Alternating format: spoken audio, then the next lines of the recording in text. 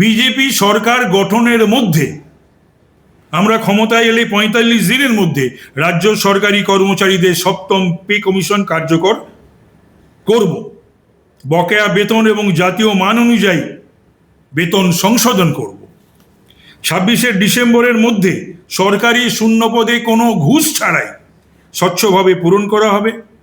বন্ধ থাকা সমস্ত নিয়োগ প্রক্রিয়া, এই যে কন্ট্রাকচুয়াল আর এই যে কি পুলিশ, ভিলেজ পুলিশ নাকি ওই সিটি পুলিশ, সিভিক পুলিশ, এদের হাতে বাংলার কলকাতাটাকে তুলে দেওয়া হচ্ছে। হয় নাকি?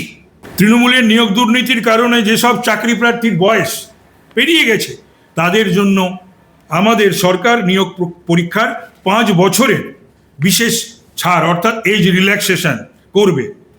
মোদিজির নেতৃত্বে আগামী 5 বছরের মধ্যে বাংলার হারানো গৌরব ফিরিয়ে আনা হবে, সিন্ডিকেট রাজ বন্ধ করা হবে এবং বিনিয়োগের পরিবেশ তৈরি করা হবে যাতে বাংলার যুবককে যাতে পরিযায়ী শ্রমিক হতে না হয়, সে যাতে ঘরে থাকতে পারে এবং ঘরের ভাত খেতে পারে, সেই বন্দোবস্ত করা হবে। 15 বছর ধরে বাংলার সেই বন্দোবস্তটাকে একবারও ভেবে দেখেনি এই মমতার সরকার বা তৃণমূল সরকার।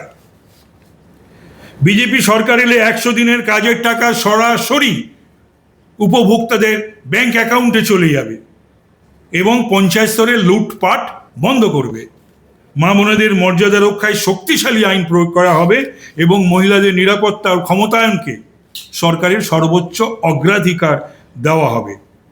মোদিজি কেন্দ্রে রয়েছেন, বাংলায় বিজেপি সরকার, মেট্রো রেল, জাতীয় সড়ক, সমস্ত যে কাজ থমকে আছে সেগুলো রকেট গতিতে সম্পন্ন করা হবে। ঝগড়া নয়। আজ বাংলা সাফার করছে তো শুধুমাত্র মমতা ব্যানার্জির জেদের জন্যে এবং ঝগড়ার জন্যে।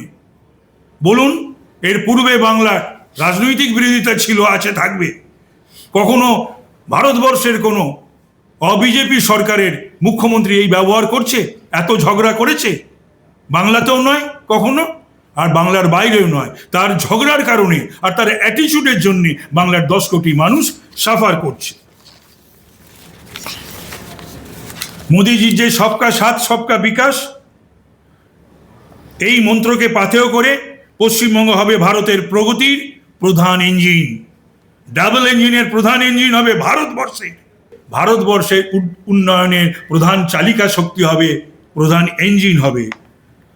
অন্ধকার ঘুচিয়ে এক নতুন ভোরের প্রতীক্ষায় আজ বাংলার ঘরে ঘরে একটাই বজ্রনী ঘোষ, বাংলার সম্মান ফেরাতে এবার পাল্টানো দরকার, তাই বিজেপি সরকার।